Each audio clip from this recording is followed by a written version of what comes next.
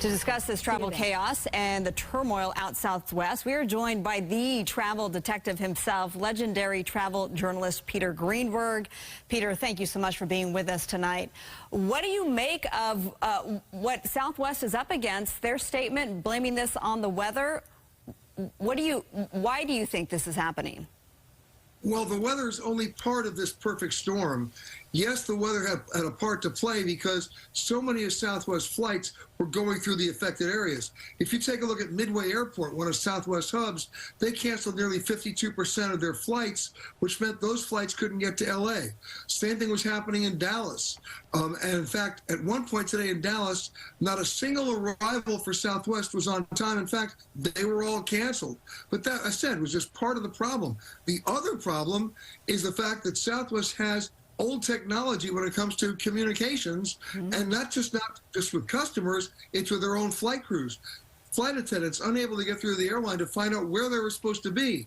Same thing with pilots. Because remember, if you take a plane and you take it out of sequence, the crew is out of sequence as well. You've got to reschedule them as well. And they weren't able to do it. And it just became an exponential nightmare.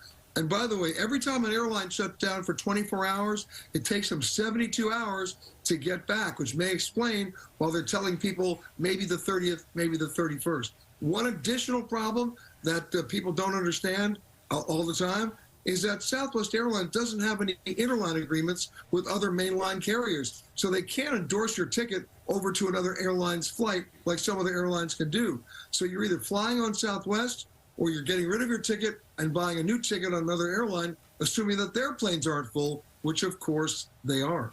You know, Peter, I was there at LAX today. My husband had a Southwest flight. He was supposed to just go from LAX to Oakland. We thought that would be a pretty simple process. We didn't get a notification. There was no communication from Southwest. You couldn't call the 800 number. You could. It wasn't operating because it was overwhelmed by demand. You bring up the old technology that they have. So for people who are frustrated, stranded, and by the way, my husband was also told 3 to 4 days to rebook that flight.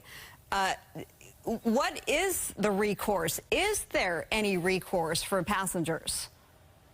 Well, what Southwest is probably going to do is offer some credits, some vouchers, some discounts on future flights that hopefully will not be abusive. But the real problem is you're left with very few choices. You can go on another airline, but you're paying for another ticket, which will obviously be more expensive, and you're not going to get recovered on that from Southwest. All Southwest can do at this point is reimburse you your actual outbound flight, that cost, and depending if you were midway through your flight, if you were connecting on a Southwest flight midway through your flight and you got stuck there, they might actually give you a hotel. The emphasis is on the word might. Yeah, gosh, I do feel for all of the stranded passengers. And then you see the luggage there that's just piled up at these airports across the country. You mentioned the 72 hours it takes to kind of regroup and get back to where they need to be. So it's not going to, it's going to get worse before it gets better, sort of a thing? When can we expect it to get better? It's going to go nowhere before it gets better because, remember, it's not just Southwest, it's any airline. When you shut an operation, your planes are out of sequence, your flight crews are out of sequence, your flights are out of schedule, and you somehow have to keep everybody together. One of the reasons why we had so many cancellations a couple of days ago was that the airlines were trying to get ahead of the weather and do preemptive cancellations, so you kept everybody in place until the storm came through. What we had today is a different story altogether, and now they really are out of sequence and they're out of schedule. Wow. Well, you're busy, aren't you? Trying to keep track of all this. My goodness. All right, Peter, it's really an honor. I hear you all the time on KNX. I'm so glad that you were free to join me tonight on the special report. You're wonderful. Thank you so much. Happy to do it.